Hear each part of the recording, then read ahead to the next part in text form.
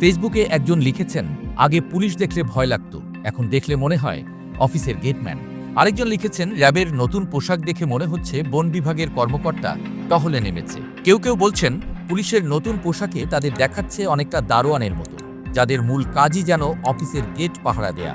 আর র্যাবের জলপাই রঙের পোশাক দেখে কেউ মন্তব্য করেছেন, এ তো দেখি পুরাই আনসার হয়ে গেছে।